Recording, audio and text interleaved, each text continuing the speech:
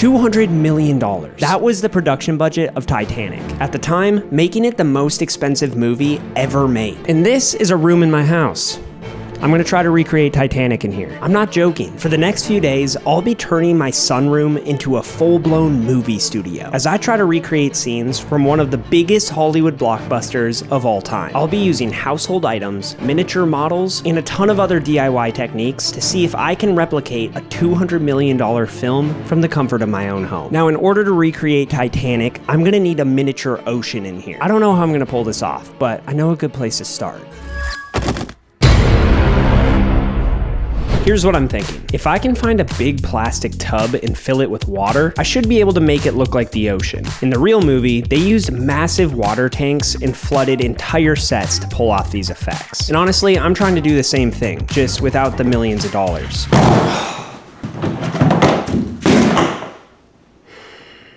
How am I gonna fill this? And that's when I remembered. My roommate's out of town, so I have free reign over the house. I can do whatever I want, and no one can stop me.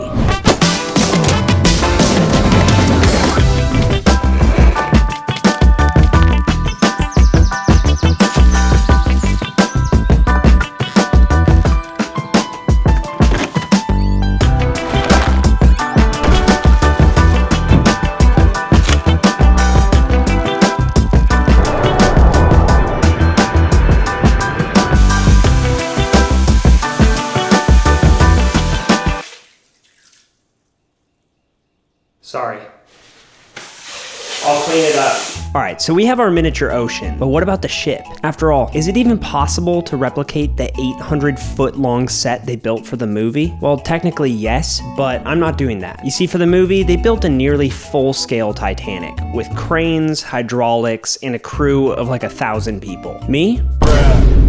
I found this pre-built Titanic on Amazon. Look at this. This is insane.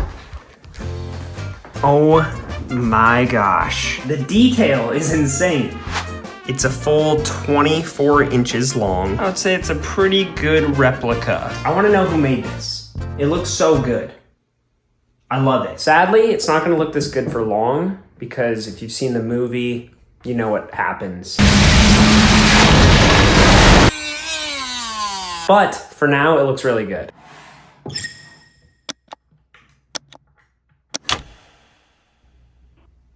Oh my gosh.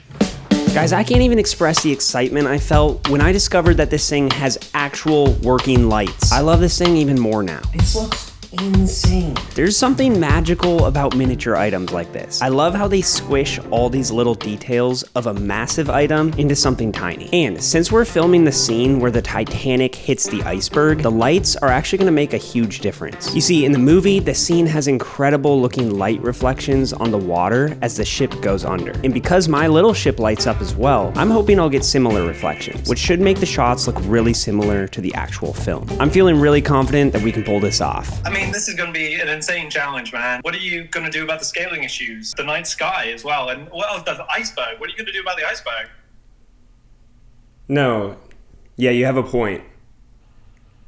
I'm sure we'll figure it out. All right, you might be wondering who this guy even is. This is Tom. He's a friend who's also really good at doing visual effects. And at this point, we've made a lot of videos together. But the Titanic, well, this one's a little extra challenging. Tom quickly brought my confidence back to a more realistic level. This isn't necessarily impossible, but it's also not gonna be easy. After talking it through, we came up with a game plan. I'll film all the shots we need, while Tom enhances them with visual effects. We're even creating a 3D scan of the ship so that we can pull off some crazy CGI shots that we just wouldn't be able to do practically. However, we're trying to do the bulk of the work in camera, which means it's time to make this ship seaworthy.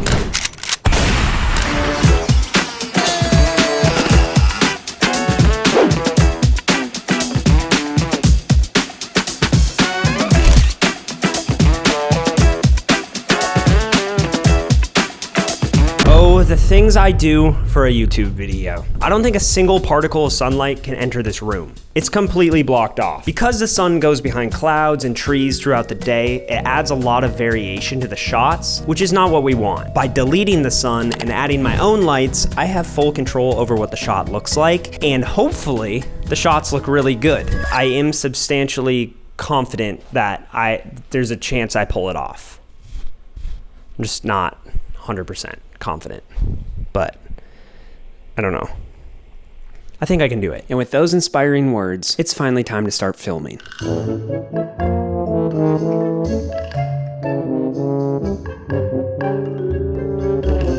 Okay, it looks great on camera, but it doesn't stay up straight.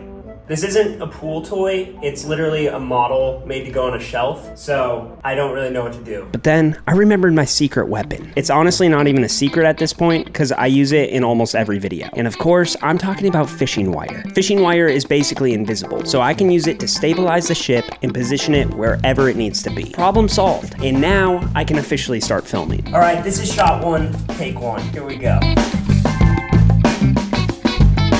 Leaning just a little bit too far left, so I'm trying to get a counterweight on it just to give it enough balance. Little tiny adjustments throw off the entire shot. Just blowing on it there made the whole ship just swivel. So you need to just capture the perfect moment where it's in place. And the fact that it's on water is just making it even harder. But I just kept filming take after take because this first shot is really important. In fact, it's the exact same framing as this one from the movie. Obviously, mine doesn't look quite as polished yet, but don't worry. We'll be adding a new sky, waves, and other elements to bring it to life. And that's the plan for all these shots because I watched through the entire movie, took screen grabs, and turned them into a shot list so that everything I make is as similar to the real thing as possible. All right, shot 1 down, only 23 more to go. For this next shot, we're sinking the front of the ship underwater. And what's important with this shot is I need the lights on the inside to be working. Because I already submerged the cable in water, I'm not really sure if the lights even work still, and I'm kind of scared I'm gonna get electrocuted. So good news, the lights do still work. But honestly, at this point, I just feel bad for everything I'm putting this thing through. This ship was made to sit on a shelf in a beautiful house. And here I am submerging the electrical components in water and vegetable glycerin. Oh yeah, I forgot to mention, there's 3 gallons of vegetable glycerin in this tub. It's time we have an honest talk about vegetable glycerin. Isaac, why do you have 3 gallons of this stuff? Isn't that way too much? No.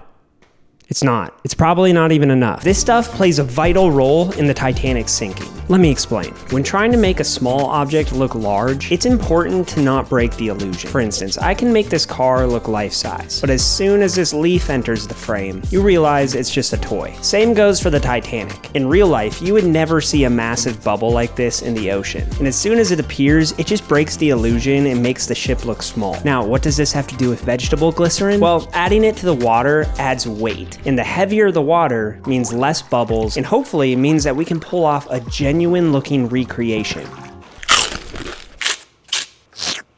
Oh yeah! I feel the pressure. I'm on a time crunch right now because I feel like the lights are gonna stop working at any moment, and they look so good on camera, and I don't wanna waste it. Oh wow, that looks so good. Holy cow. Okay, I need more string. Where's my stuff? Holy cow, this looks good. Oh my gosh. Okay.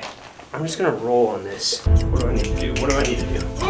Come on, come on, come on. Touch me, baby. What happened? Oh, guys, this is so stressful. These shots are looking better than I ever imagined. The reflections look incredible. And keep in mind, this is just straight out of the camera. We still have to do visual effects. Guys, we might have a serious recreation on our hands.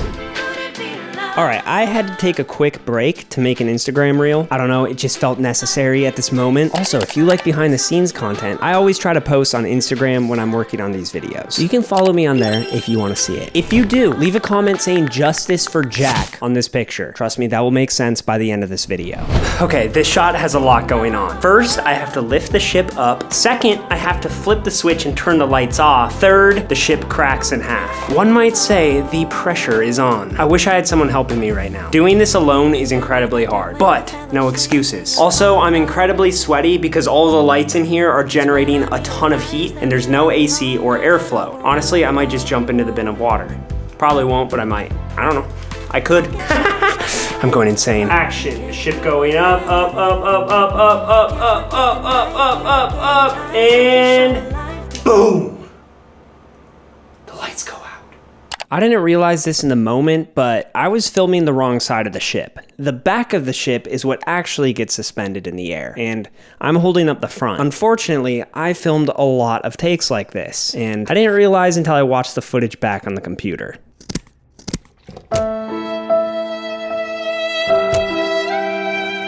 Okay, cool. I refilmed all the scenes that I just messed up, and honestly, I'm exhausted and dehydrated, but I am having fun, and I got a ton of shots today that I'm super excited about. I mean, look how excited I look. That's awesome. Anyway, sitting in a tarped off room all day isn't very good for you, so I'm gonna get some good rest, because tomorrow, we're gonna film the sinking of the Titanic.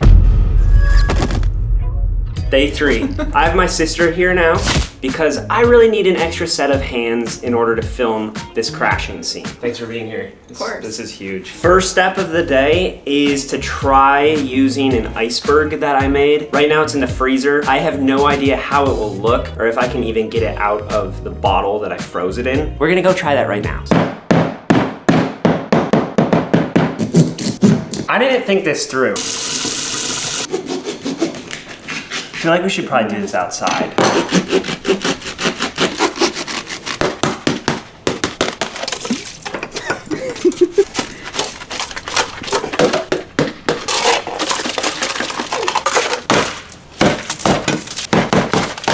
I think we could use this if we go really fast. This might be perfect. All right, so this homemade iceberg was fun, but I think I'll have to do this part with visual effects. So with that out of the way, it's time for the main event.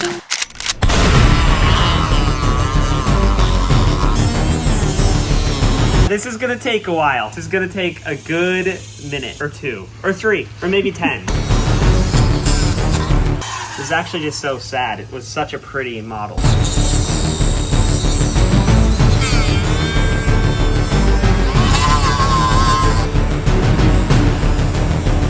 We're about 10% there.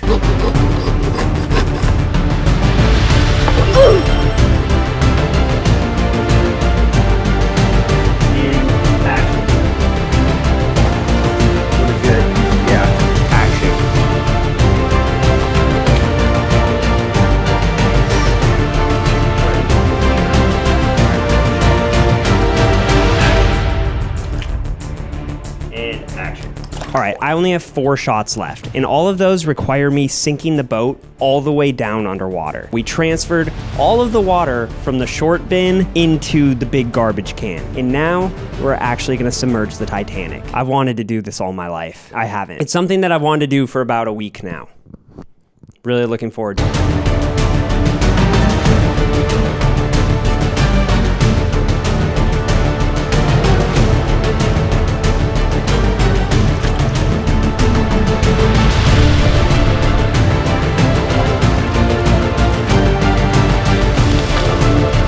So good!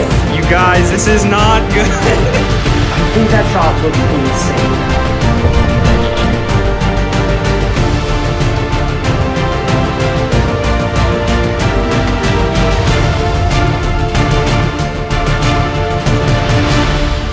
Oh, I think we got all the shots, guys. I think we did it.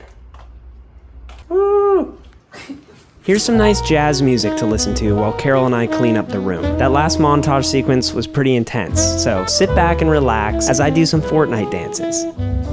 Quick confession, guys, I've never played Fortnite in my life, but I love the dances. And just like that, we're done. All I have to do now is edit. I've been making videos for like 15 years, and I still don't know if I like editing. Diving into an edit is scary, because once you take the dive, you're stuck in the water. You're drowning. You're looking for a way out. And hopefully you find it. Normally it takes a long time. Does that make sense? What Isaac just did there was use an analogy to convey how he is feeling about the work that lies ahead. However, he's not very good at expressing himself, so I'll take it from here. Simply put, Isaac needs to edit the clips of the miniature Titanic together as quickly as possible so that Tom can start working on his part of the project. I've had to learn a lot of new stuff for this one because obviously they gotta and then go into your model Bro, okay, doesn't this shot look insane? Oh, it looks so good. Compare it to what you gave me. Everything is there. Like, keeping so much of this, because you shot it really nicely. We can just keep stuff in, and then we're just extending the background. Okay, we're off to a great start. So of course, I decided to make everything even harder and more complicated. If I were to film myself in front of a blue screen, Yeah. do you think this could be a shot where we put me on the front of the ship? Oh, yeah. Having you dangling, make it look like you're going across and trying to get to a boat, maybe. Give me as much as you can. I'll then be like, right, okay, let's throw Isaac into this one. It's time to make Leonardo DiCaprio proud.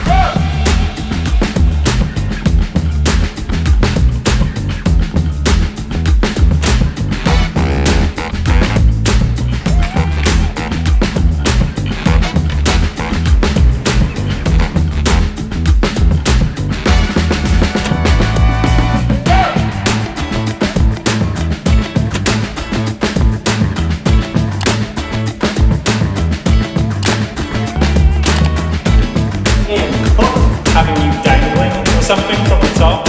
And just like that, all the footage was shot. And while I edited the sequence together, Tom was busy adding the miniature version of me onto the sinking ship. And after a few days of work, we were done. But I wasn't satisfied. No.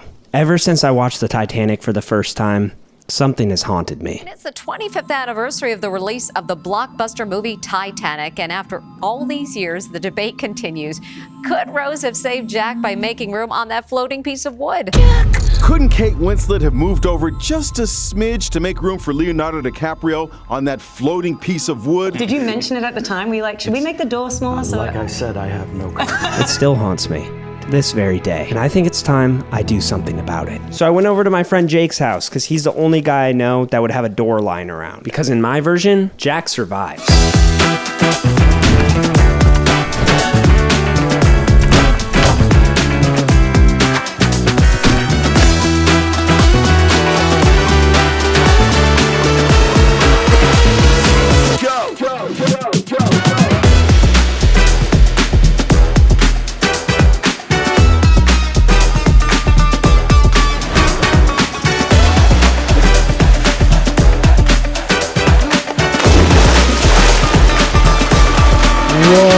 Where'd you get this door? Jake had this door already.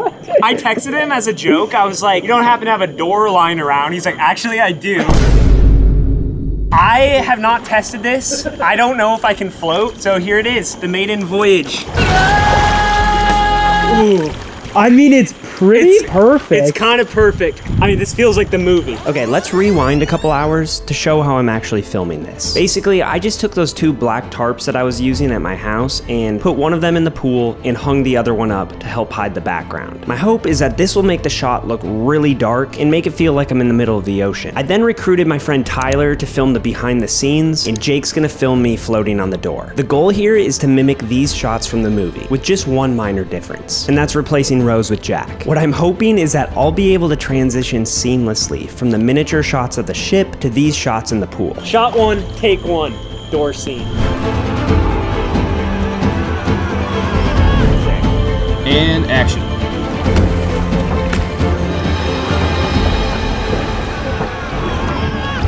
It looks pretty great, and honestly, I think we can sit here. After an hour of floating on the door, I finally had every shot I needed. Or at least, I thought I did. In the movie, Rose doesn't just stay on the door. She gets rescued. She even makes it to America to start a new life. So why shouldn't Jack? He deserves that too.